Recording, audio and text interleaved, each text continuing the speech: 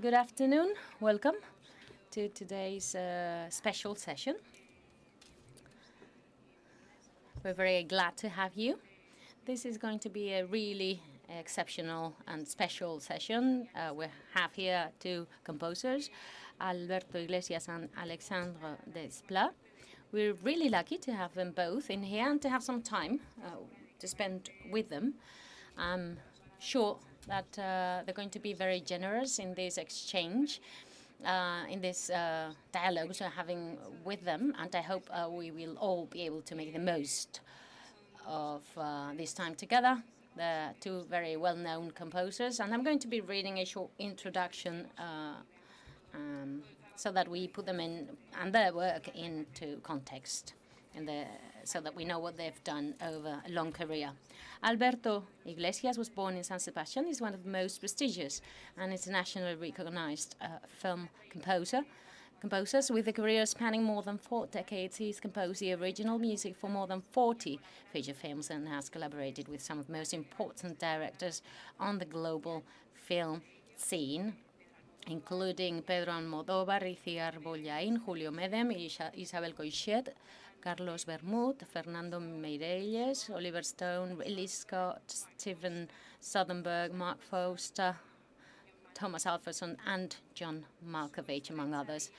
His close and fruitful collaboration with Pedro Almodóvar, which began in the mid-1990s, has resulted in iconic scores for films such as Talk to Her, Volver, The Skin I Live In, Julieta, and Parallel Mothers. Iglesias has been honored with 12 Goya Awards, making him the most awarded composer in the history of these awards, and I'm sure he's heard this over and over again. He's also received the Best Original Score Award at the Cannes Film Festival for Pain and Glory, 3 European Film Awards, as well as 2 World Soundtrack Awards for Composer of the Year. International, he's received 4 Oscar nominations, 2 Golden Globe nominations, and 3 BAFTA nominations. And he's worked several times for the National Dance Company as well. He's recognized for the emotional depth, harmonic richness, and subtlety of his musical texture. Alberto Iglesias is a composer with a solid classical background whose interest in electronic and avant-garde music has contributed to shaping a unique and fully identifiable artistic voice in contemporary cinema. So thank you very much, Alberto, for being here.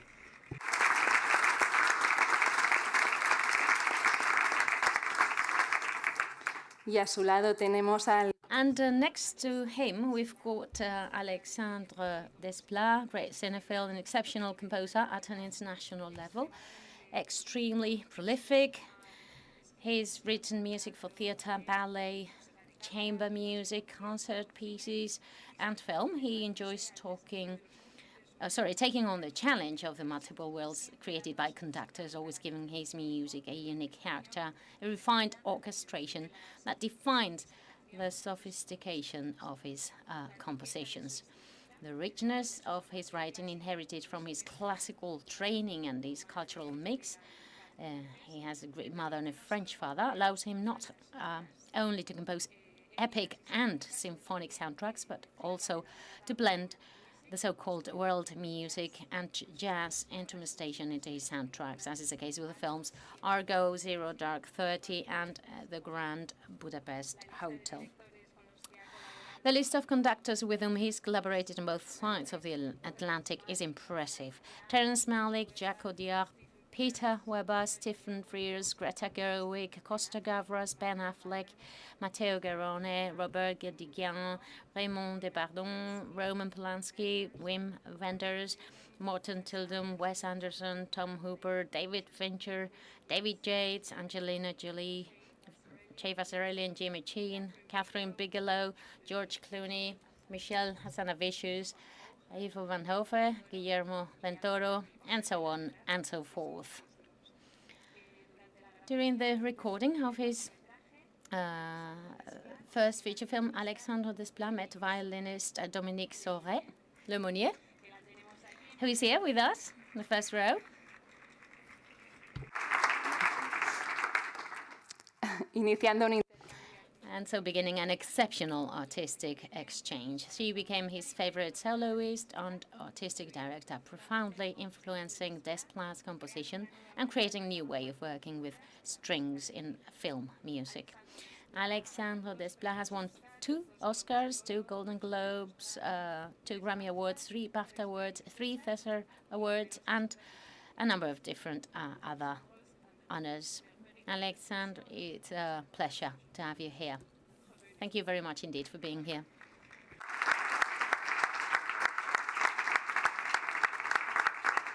Bueno, imagino que sentiré... I guess you feel now the importance of this moment, of this session with these 2 great composers. I would like us to take a leap back to the past, and I would like to start with you, Alberto. Let's talk about your childhood, very briefly, right? But let's look at that. What would be the first sound of your childhood that still resonates in your music? How would you look at the world as a child, when you were a child? I need to speak on the mic, right? Yes, well, talking about childhood is a fiction, indeed, because we are getting further and further away from it, and the way we can go back to our childhood is almost a fantasy as such. So I don't know. I don't know if I have a specific memory of the sound that surrounded me back then. I grew up in San Sebastian, in the old town of San Sebastian, in Narriga Street, and at the time the city was already a city, but the old the city center was like a neighborhood, and you could hear the bells and the church tolling, and that would wake me up. And yes, I do have some memories, but I don't know if I've transformed all those memories over time. There was this, pilgrimage, this procession that would occur in the street. I used to live in the 3rd floor, and there was this music band playing. And the religious part of it, the figure would go in the church in silence. And there was this silent moment when that happened. And it was very theatrical. And I think that theatrical silence was impressive. You see, it was really astonishing. At the same time, it really made me, feel scared. And as that religious event ended, the band would play something completely different that was not religious at all. And so that contrast between silence, this sacred silence, and this happiness of life has actually transmitted this love for these 2 sound places. The one that moves more inwards, towards the sacred side of things, and that side that takes me to life.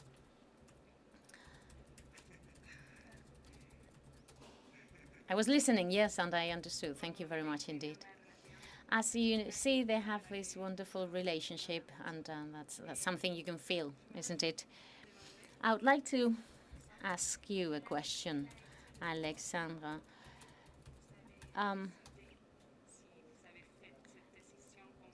Did you make a conscious decision to devote yourself to music as you were a child? What happened in your case? What was your story? I think that music has been present in my daily life. It's always been there ever since I was a child. I remember everything since I was 1. I can remember every single thing. There used to be music at home. I had 2 older sisters who played piano. My dad would listen to the opera. We had some Egyptian music that played, and music was present all the time. And at an early age, both my sisters and myself started to study at the conservatory. So from a very early age, music was always there. And I think it was like when I was 14, more or less, when I realized that in order to be able to communicate with a music instrument, you first need to learn to a certain extent. I used to play the flute, and that learning process is a bit complex. And then when I started learning more, when I learned more, I realized that with this instrument I could express more things than I would express with my own voice. I could express my feelings, and when I became a teenager, I understood that music was a shelter and a necessary means of expression. And for instance, it's quite clear that when you are composers, you work in the film sector. You also work in other sectors, and I would like to know, Alberto, for you, what's the relationship between music and emotions? How are they linked together? And I brought this fantastic book, talks about psychology, the psychology of music, Emotions Explained. And the romantic composer, Hector Berlioz, says, and this is a quote, when there is people, there is music, and when there's music, there's emotion, right? What's that relationship? How do you feel that? Well, first thing I would like to say is that I don't quite understand it. I mean, it's a very complex relationship, actually, an extraordinary one, almost magical. Music can express our feelings. That's magic. And on top of that, we as composers, when we work in films, films are very much related, very closely related to emotions, and there's a huge number, a number of emotions. There isn't just a single one. And whenever you express an emotion, you always have overlapped emotions. You need to move from one to the other somehow, and that's hard, and that's mysterious as well.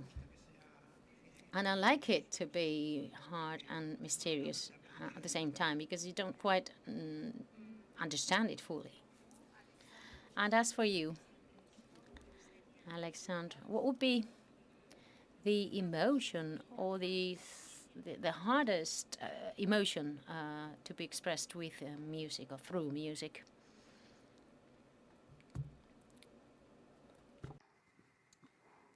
La perplexité. I think it might be, when you feel overwhelmed, maybe, or perplexity, or boredom in my case. Well, that's easy, isn't it? Well, I think it's boredom. But then, the songs, the compositions may be boring, so. Well, it's a huge mystery, isn't it? Whenever we speak about emotions and music, we still don't have anything that's rock solid written there about that. Well, it's true that we use terms that composers need to understand when we work in cinema. And so you say, I would like this to be, more sad, or emotionally speaking, I would like this to be this way or that way. That's what we say. But you can't really take an archive and say, well, this is sad music. No, it doesn't work like that. For instance, bossa nova make people connect with life. Some people connect with life. And this reveals hedonism. But on the contrary, it makes me feel sad, personally. Bossa Nova makes me feel sad because I had this girlfriend in Barcelona, and when I drove there, we had this George Gilberto's music that would play in the car, and so that's how my emotions developed. This link with Bossa Nova. So there are many nuances here. So Alexandre's music has many different nuances, and they can be translated according to context. They can mean some very different things, and probably when you compose, you can take things or direct things towards light or darkness constantly, and that turns our profession into something really, really complicated, although we try to tell the audience that it's not. I also think that great musicians that haven't formally learned music, I call them natural musicians, and they are present in all over the world, they don't have this notion of sadness or happiness. They just interpret music and that's it. Just play it and that's it. And you can feel that's happy, but for them it could have been a sad moment when they composed it. So that relationship depends very much on our thoughts, on our Western experience. And let's not forget that whenever we write a score for a film, you're actually composing for a drama, for a story, and we need to transform that script into something else through our sensitivity to add an additional emotion to it. And sometimes you need to work the other way around. Maybe you have a sad image on the screen, and maybe you need to link it to a different type of music. You know, so I understand very well what you say, what you mean when you told us that story about bossa nova. It makes me feel homesick as well, although it might seem some light music, but it's actually very complex. I would like to invite you to listen to one of the extracts that Alexandre would like to share, that is from the film The Ghost Writer. Let's see what he can tell us about it later.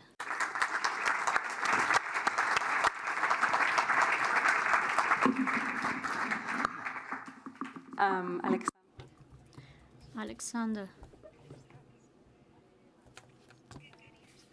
what wanted you to convey with this music? Do you have any anecdote? Yes, in this sequence, in this scene, I remember when Roman told me that music needs to start here and finish here. And I said, but that's very long, and I need to keep the emotion and the tension there from the beginning to the end. And he said, yes, you're right. How are you going to do it? How are you going to keep tension and not even keep it, but making it stronger? And it was difficult, but it is wonderful when a director as a genius as Roman Polanski is representing something. Everything is in place, the camera, the images, the actors and actresses, and then music can flow in between, and I stop feeling afraid as a composer. It's a wonderful part in the film. There is space, and although at the beginning I was a bit afraid because of the length of it, but it was very nice in the end. So if we talk about the instrumentation, and this could be an anecdote as well, and here we tell the story of a ghostwriter who is going to take over for another ghostwriter who has passed away. And Ewan McGregor is there, but he doesn't even have a name, and it ends up very badly and disappears. So how can I convey the sound that a ghost makes? And it is very difficult because, of course, in traditional cinema, ghosts make hoo-hoo-hoo, and it's very silly. But I thought, since I play the flute, I thought of the flute at the beginning, but I didn't remember any music in cinema with the flute. It is very used in jazz, but not in cinema.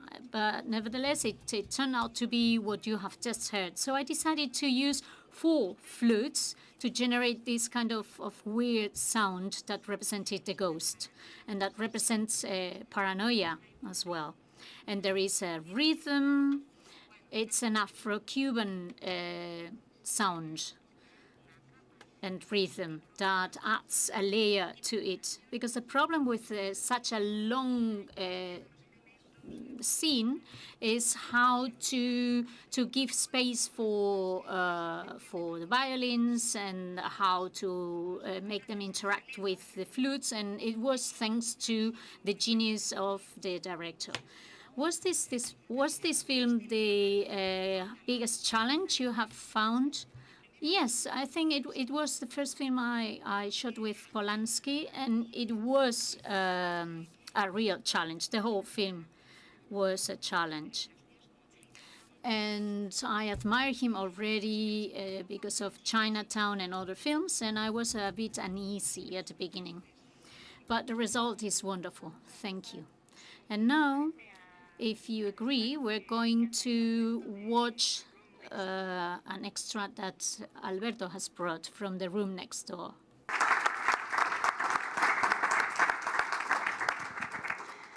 Me parece. I believe this is an extraordinary example. I remember when I was studying about music in cinema, teachers always told us that music is a very complex dialogue. When there is a dialogue, how to intertwine music with dialogue. And I was always told that it is better for music to be in the background, not to disturb the actors. And how did you organize music in this scene? Because it's very complex, Alberto. Well, I chose it because it gets in relationship to the voices. The relationship composers have with film, it's not just a visual relationship, but also a sound relationship. And I went to the shooting, which I don't usually do, and I was there. It was not this scene, but I was impressed by the voices of the actresses.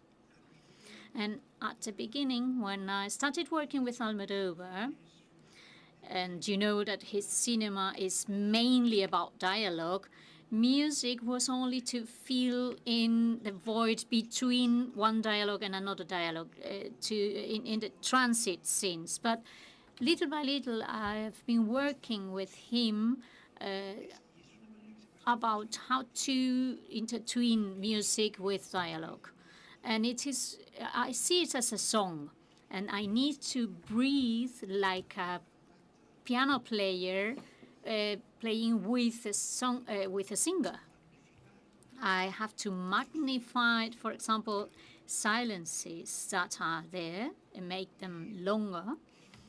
And it is a question that, of course, every composer would answer in a different way. And this is very good because everyone has his own or her own style.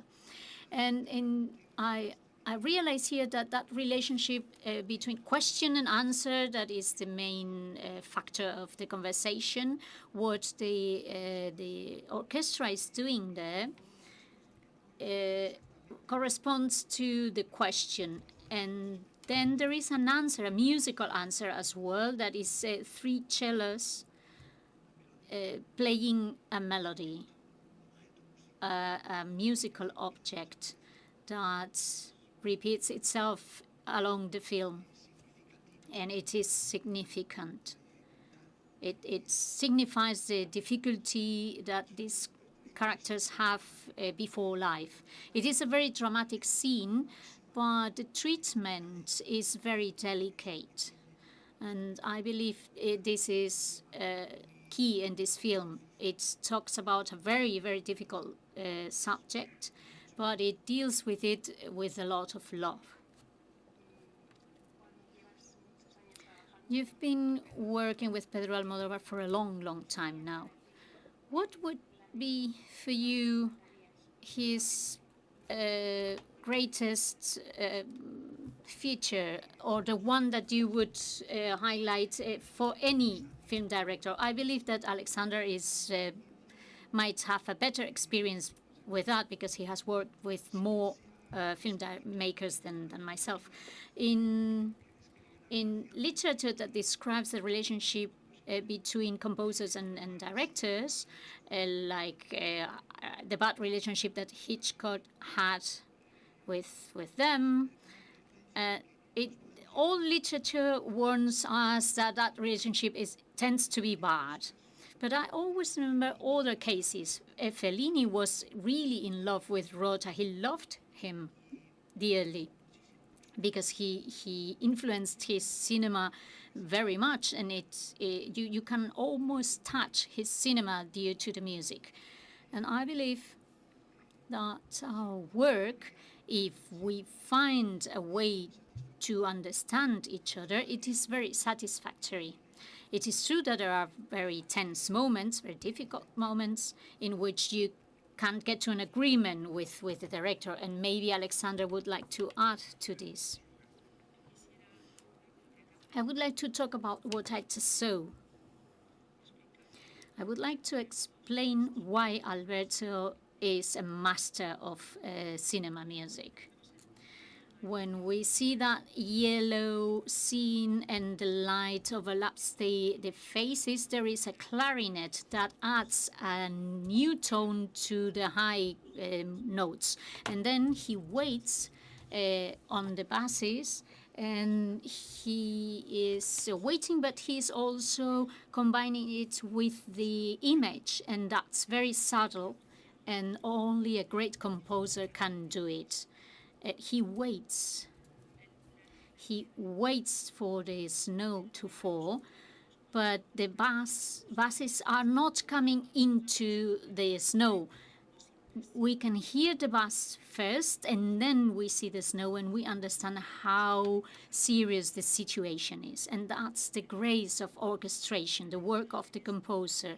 For the image, it is beautiful and very complex. It's wonderful what Alberto has done. It is very difficult to do because you are in a very intimate relationship between one friend and another one who is passing away. You are in indoors, and nevertheless the music is opening up the space. It's a physical and emotional space.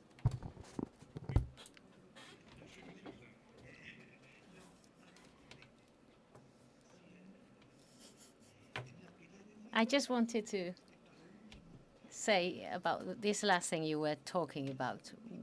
When you have this close-up, you don't have room for the music. Actually, there's no room for music there. But then it's really hard. I find it hard. I always tend to stay small. So, and now I'm really loving films that have these close-ups, because you have this effect going on. You have this feeling that you're getting into the brain of the person, and you even believe that you can listen to the thoughts. You associate thought and music, and that's really comfortable for the viewer. I mean, you even believe that you know what they're thinking, because you don't express everything you need to express with just words. There's something beyond that. And in contrast with a piece that by Alexandre, in his piece, the problem was progression. How to progress, how to move forward, how to make headway with the truth, and justify how hard that situation is with that progression. And the truth is that the pieces that have this idea of progression, I've always liked them, because you've got both repetition and variation at the same time, and that's really a wonderful matching. I mean, it's an art. That, that playing with that is really very well performed in this piece. But this is what you do, Alberto. You're an actor with the you're part of it. You're performing with the actresses. You get into the heads, in the brains. You make us feel that. And it expands emotions. Your music expands the emotions of the actresses because they cannot express more than they do. You have these very close-ups, and if they start crying, it's too much. But you achieve that with that nice effect with music, and that's really hard to achieve. Well, the truth is that this has been a wonderful session. It's wonderful to learn from these two great composers. It's, talking about the depth of music is great, about its complexity, about all the layers that it has, the use of silence, the emotions, all these topics are amazing. It's great to hear from you. Alberto, you brought us an extract, a clip of this was the one that we started watching earlier on, but can you tell us why you brought it? Maybe before we watch it? Before we go for it, why did you pick this clip? I chose Run by Kurosawa because it's one of the films that that really impressed me. It's by a composer, Takemichi. It's a great Japanese composer. And in the film, you have these terrible war scenes. It's a very dramatic work, very Shakespearean film where brothers kill each other. They inherit 2 castles from their father, and despite the advice of the 3rd son, who told his father, "Don't distribute your inheritance," well, he does. And at the end, there's a part of the film where the sound is so much that Kurosawa decided to take it away and just leave the silence of there. And there you can hear the sound, the terrible sound of war and pain. And it really struck me. And I thought, okay, often we consider music in films. We consider music to be, functional, instrumental. And I found in the film music and film soundtracks a wonderful way of fulfillment. And it reaches out easily to people, to the audience, and this is why I picked this film. I don't know if we can hear the sound in this clip. If it doesn't sound, it would be pointless, right? Let's see.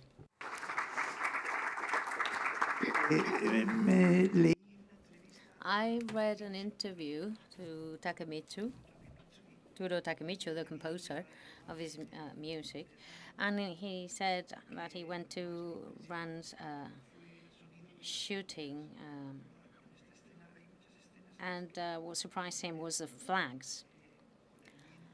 You see that flags, with the wind, flags make a huge noise. And he went back home, and he was so moved that he just started composing. That's all he saw, and he was inspired. Alexandre, what do you think about this proposal that Alberto brought us? Not bad, is it? I'm a fan of Toru Takemichi. He's made many soundtracks, not just with orchestras. He's a wonderful composer. He even made some jazz pieces. He had this piece called Katusha of Dreams. These are extracts from the sea, but they're mixed with his own compositions, and it's beautiful. If if this was music for a film, the film would have accompanied the music. I mean, the soldiers, the katana, swords.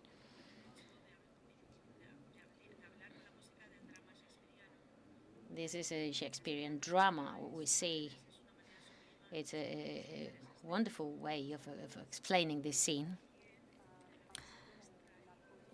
I think you brought an extract of La Peau Douce. You tell us why?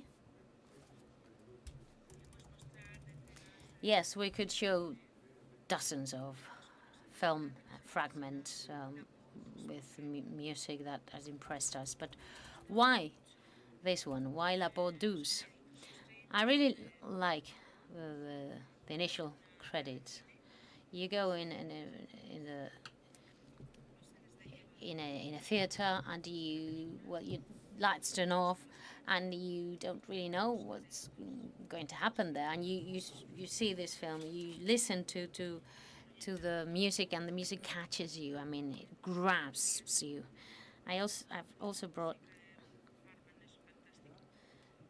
another extract, but I prefer this one. This one has a very smooth music by Georges Delerue, who's written for Truffaut. The most wonderful thing in this is scene we're going to be seeing is that, everything's already said. I mean, the melancholy of the music announces what will be the end of the film, the end of it. So you need to wait for the whole film until you get to the end, but this is a tragic ending, and you already have that music early in the film. This is all about the nouvelle vague. Nouvelle vague doesn't allow you to follow the action, but rather accompany the drama of the film, but not in a chronological way. Let's go for it. La Peau Douce. C'est très peu de choses, c'est une flûte avec un accompagnement de cordes, il se passe pas. It's a flute with some string accompaniment, but it's all right. But the hands of the woman who's playing, you see the ring of that man is really sensual. You see two hands intertwining, and it's telling us the whole story of the film in a minute. And the music is accompanying all that, and it's taken us with its melancholy. And then the next scene is a very active scene, very dynamic, very fast. Scene, very happy. You see a family there. But this, the beginning of the film, is already getting us ready to what's coming up later on. And I think it's a formidable way of preparing the viewers for the film. Well, this is so specific, and I know you love the flute.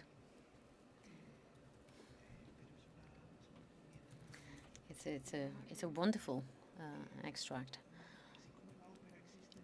It's true that in opera you have preludes that set the scene for the public. In the initial credits, you don't. Now you don't see them. You don't see any credits at the beginning of the film. But it's like, the prelude in opera. It kind of is telling us that, well, this is a drama. It's telling us about the genre of the film, and it does so in a very delicate way with very few elements, with just two hands. I think it's wonderful. The truth is that this is a beautiful, fantastic example that you brought for us, and I see that you both interpret this in the same way. You interpret this as showing us the progression. Yes, and I think that Georges Delerue is a composer that I really like. And it makes me think of Bach. I mean, there's something in his music that reminds me of Bach, and it kind of makes me feel like one of the many sons that Bach had. He was an extraordinary composer. And the truth is that French music in cinema has been very powerful. It can be compared to the American power, so to say. I really loved this scene.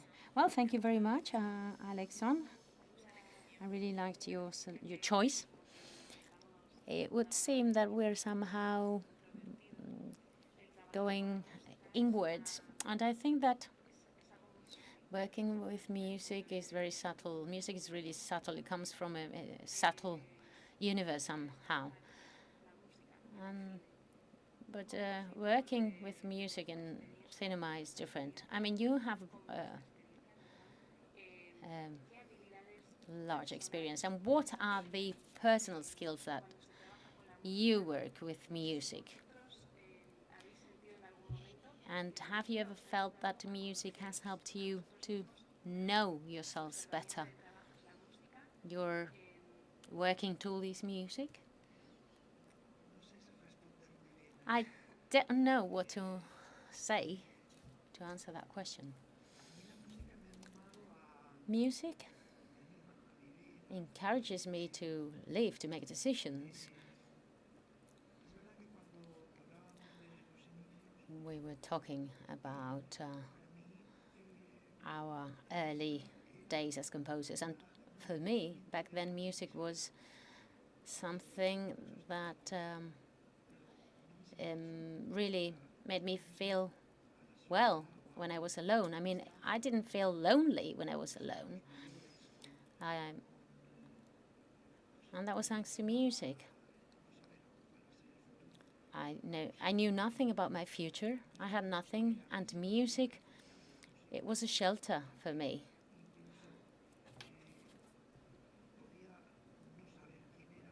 And maybe I didn't know back then who I was or what I was, but I really knew what I liked. So music has given me an identity, and it's given me also a very particular way of using music. And I think that music lovers, I mean, feel that music defends them from the world.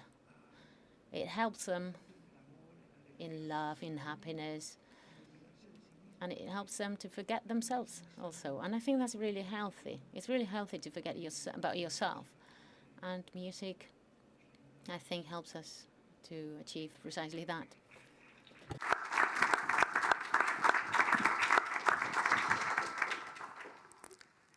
Alexandre, est-ce que la musique... Alexandre, has music helped you to get to know yourself better? Have you developed personal skills thanks to music? Yes, now I know how to do everything fine. Astrophysics, painting, I've learned so many things. Now I'm joking, of course. We have, well, there's this perception that's hard to understand for those who are not musicians. Music accompanies us always. It's not something intangible. It's a construction. I mean, when we listen to music, whether we are music players or composers, we listen to the note, we listen to different authors. We get these 3 dimensions. I mean, you're never by yourself if music goes with you. You're always surrounded by something, by this weird world, weird universe you belong to. It's strange, and you share it when we finally perform what we're listening to, or we compose something, then we record it, and then we play it. And it's strange. This is a very solitary work. We're alone for many hours because films demand from you to work long hours. You need to work fast, and sometimes you have these very intense days composing, but always by yourself. But we withstand that because music is an infinite universe. And thanks to that infinite universe, we'll be able to communicate our anguish, our pain.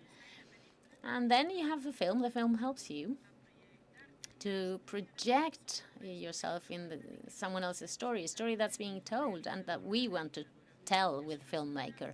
So this is a very interesting and wealthy loneliness. I don't know if that answers your question, actually.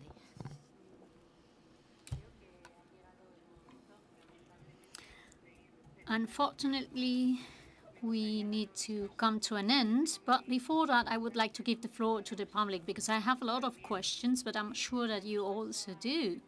So can we give the floor to the public? Other questions?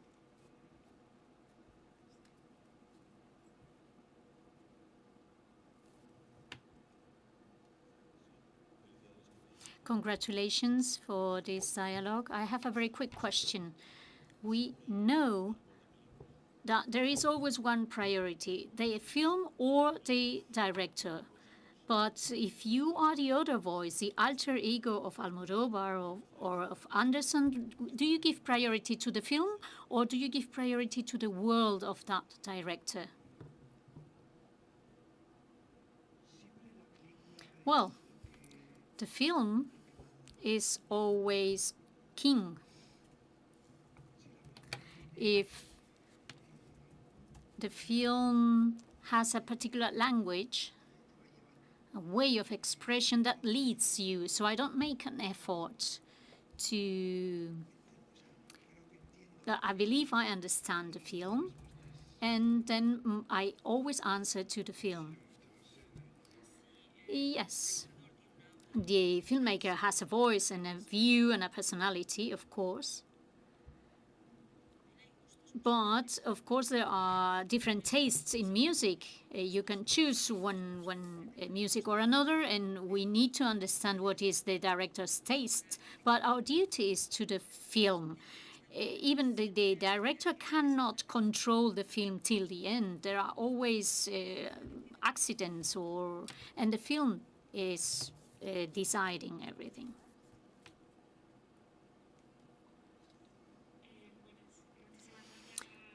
Thank you very much to the three of you. It's been very interesting. It was very interesting to see your point of view, so congratulations. I would like to ask you, inside your composition process, what are the greatest challenges when you compose for a film? Film. Tous. Everything. Everything is a challenge all the time. We don't have a lot of time to compose in general. We are athletes, sprinters, and marathon runners as well. At the same time, we sprint and we run marathons at the same time. We need to have the ability to understand very fast what the film wants to express, and we usually arrive the last. The film is finished, and then we arrive there. And if you concentrate, you really understand what the film is trying to appeal to. And we arrive when the film is already finished. So there are a lot of things that happen in life. Sometimes your everyday's life doesn't allow you to work the hours you wanted to work. You don't find a particular tone of music. There is a lot of things going on. Unforeseen things when you're recording in studio. You start wondering, is this solo is the best one? Is the one that I wanted? How am I going to solve this or that problem? I'm very lucky because I have an alter ego. I have help at home and in the recording studio, my wife. My wife is the first ear that listens to my music. Because when I was naughty, when I'm speeding up, or when I am lazy, she warns me, she tells me, also in the studio, and she makes the quality better. There are a lot of challenges, infinite ones. Well, what is most difficult for me is to start off. Because directors are very busy with their film, and sometimes I have the impression that I am entering their private room. I'm entering the sleeping quarters, and I'm very shy in that respect. And it's very strange that I start off with the strong music. I always try to come through the back door, and I need to force myself to do the opposite. So I believe I'm going to start with the strong music the next time, to start boom with the big noise, which I also like. But it is true that I am very concerned, very shy, modest, and it takes some time until I get familiar with the director and with the film, with the music, and finishing up. It's also difficult for me, but I'm usually eager to finish. I'm always ready to finish. It's a very special process. Further questions? Good afternoon. Thank you very much. I would like to know if you could recommend us, you both, one book about music or musical language that was very important for you in your career. Oui.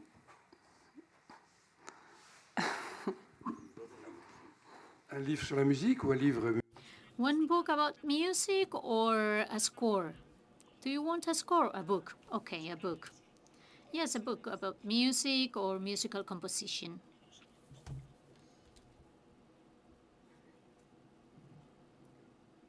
No, not a single one. None. It's music. Music. I'm inspired by music. I love reading, of course, but I don't have any book that inspires me for musical language. There is a book that it's a treatise on harmony, the one written by Schoenberg, of course. And I started reading it, and it really inspired me. But I was not able to understand it. It's very difficult to understand.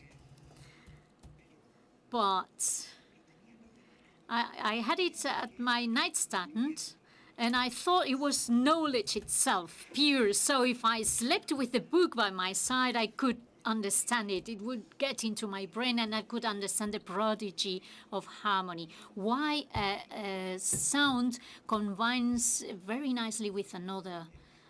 And I was impressed. And I took notes on the book. I highlighted whole paragraphs, but I have forgotten everything. So, I don't know. I advise to read it, really.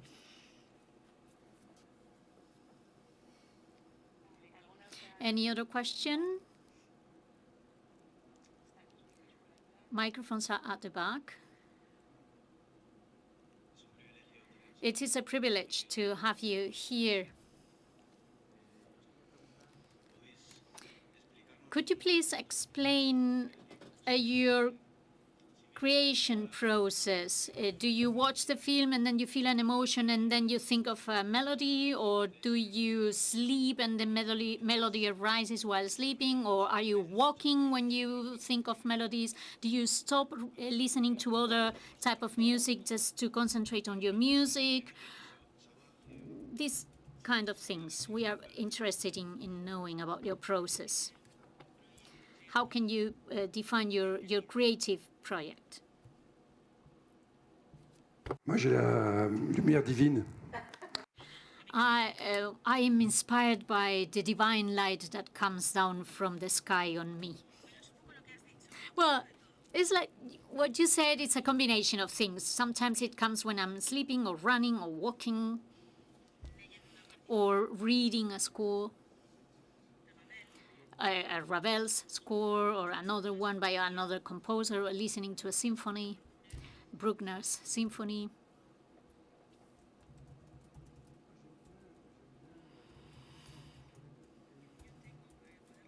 I have notebooks with music. I write them, I prepare them, I fill them in when I'm composing for a film. They are score notebooks, and I use a pencil and I fill it in. I write a lot of things, motives, different notes, staffs, and I listen to music, but it is not what is in the notebook. At the end, I realized that everything that I wrote down on my notebook is what I didn't put in the film. It is very, very crazy. So when Divine Light falls upon me, I know this is it. And I need that exercise of writing down on the staff, but I don't. I write what I reject. Well, I scribble a lot of notes, and I don't use them necessarily. But it allows me to get rid of fear. They make me think. They gave me freedom. But it is a kind of an obsession. I have the whole film in my head, and even the dialogues. I sometimes learn the dialogues by heart, and I try to solve the problem somehow. I don't know, to find a way out, the best way possible out. And sometimes it happens very fast, and sometimes it takes me a long time to find the right way. Yes, because composing is thinking. Composing is not just playing the piano or another instrument. It's also thinking. That since we have to work very fast because we don't have a long time, this thinking is like a trance. It's everything is dancing in your head, the music, the dialogues, the film, day and night until I have recorded the whole music. Would you like to share something for the future, some wish, some desire for the future of this world? Because you know that the cinema music is changing, the industry is changing. I don't know if it's impacting on you or not, but I do feel a change in the cinematographic industry. And what would be your desire for the long term, to so that films could be still a tool? A tool to explain, to tell things, to change the world even. So what would be your desire? What you're describing would be wonderful. That music could represent more and more the persons in films. That would give a better possibility for the audience to see themselves in the film. And there are a lot of things that we are losing. Alexandre just mentioned this generation of studio musicians that is dying. And studio musicians, those musicians that are specialized, that know how to record, they are becoming less and less in numbers, and there is not a second generation coming after them. And Alexandre told me that, so maybe you should explain it, because I think it's a problem. Yes, it is a problem indeed.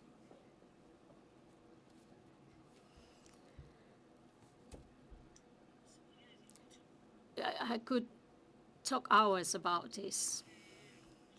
I believe that we both like instrumental music a lot. And unless you listen to classical music on radio, there are no instrumental music. There is no instrumental music. I love songs, of course, but radio music is just songs. So the perception for young filmmakers it's very difficult. They don't listen to instrumental music, so they don't understand instrumental music. And the only thing that they know about instrumental music or orchestral music or chamber music or jazz is through films. So it would be very interesting to know how we could transmit the love for instrumental musics of the world, from Bali to Gagabo in Japan, African music. Understand that these musics this type of music are very rich, very sophisticated, and can give us a pleasure in our everyday life. We don't always need a text or lyrics to feel the music. We can just listen to the musical structure. And this is something that we should highlight. We need more instrumental music. And besides, we need to be careful with AI, because we tend to think that the human factor, the artist, the creator, has a passion for knowledge, and they are developing their style, their taste, and their abilities while composing. And this is a struggle, and this struggle is just starting off, and it is very sad, really. It's very sad to finish on this note. Thank you very much. Thank you, everybody. And thank you for your generosity.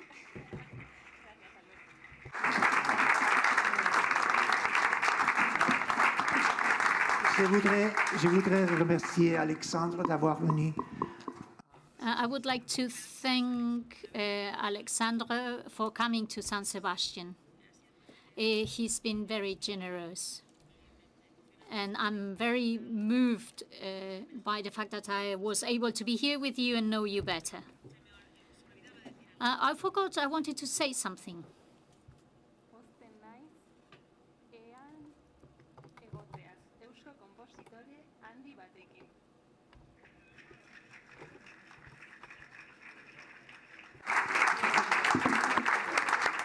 Merci. Merci. He has said some words in Basque to say goodbye.